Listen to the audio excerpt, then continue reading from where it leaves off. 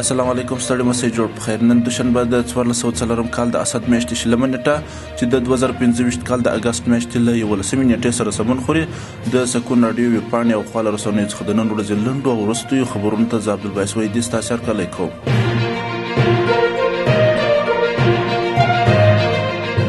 د نیمروز په دلارام کې سلګونه کورنیو ته د څښاک پاکې اوبه برابرېږي. د نیمروز په دلارام ولسوالۍ کې د 10 میلیون افغانیو په لګښت د اوبو رسولو د یوې شبکې په جوړېدو سره د سیمې 403 کورنیو ته د څښاک اوبه برابرېږي. د یاد ولایت د کلیو بیارغونې او پراختیا رئیس محمد حق بشیر ویلي چې د دغه ولایت د دلارام ولسوالۍ حسین آباد کلي کې د آغا خان خیریه بنسټ په مالي ملاتړ د 10 میلیونه او 170,000 افغانیو په لګښت د اوبو رسولو یوه شبکه جوړېږي. د نوموړي په وینا چې په یاده پروژه کې د سیمې یو شمېر کسانو ته د 4 میاشتو لپاره د کار زمینه هم برابره شوې ده.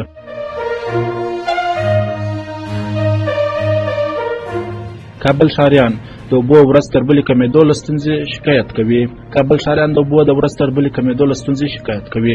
دوی پر سرپرست حکومت غږ کوي چې ستونزه ته دې رسېدنه وکړي. کابل ښاریان وایي د څښاک د پاکو اوبو کمښت یې ورځني ژوند له کړاوونو ډک کړی دی.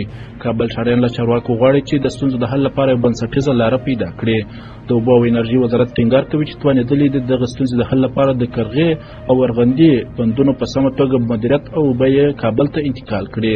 د دغه وزارت ویان مطیع الله عبید وایي هڅه کوي شاه او عروس بند اوبه هم کابل ته انتقال کړي.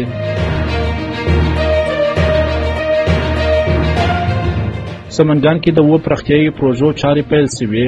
د سمنګانو ولایت په مرکز او خرمسار باغ ولسوالۍ کې د خوړو نړیوال پروګرام په مالي ملاتړ د 14.5 میلیون افغانیو په لګښت کې د اوبو پروژو چارې پیل شوې.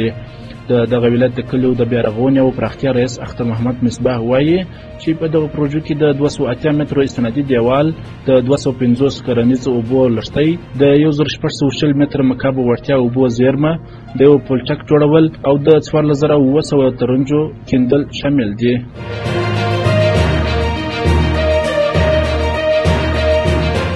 پاکستان کې د ځمکې ښویېدنې له امله 8 کسان مړه شوي دي. پاکستاني رسنیو ویلي چې د دغه هیواد په ګلګت کې د ځمکې ښویېدنې له امله 8 کسان مړه شوي دي. ځایي چارواکو ویلي چې په پیښه کې 3 کسان ټپیان شوي هم دي چې د مهال تر درملنې لاندې دي. پیښه هغه مهال شوې چې رضاکاران په سیمه کې د سیلاب له کبله د زیانمن شوي کانال په بیارغونه بوخت وه. په پاکستان کې د وروستیو طبیعي پیښو له کبله خلکو ته د سر زیان ترڅنګ ګڼ مالي زیانونه هم اوښتي دي.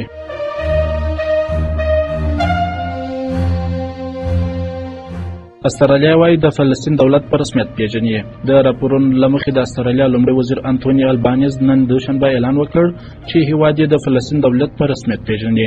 هغه ویلي چې دغه پریکړه به په رسمي توګه په راتلونکي سپټمبر میاشت کې د ملګرو ملتونو په عمومي اسامبلۍ کې اعلان شي.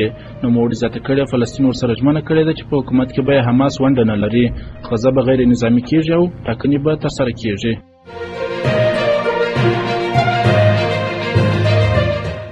دا و د نن ورځې لنډ مهم او وروستي خبرونه. تر بیا د خدای په امان.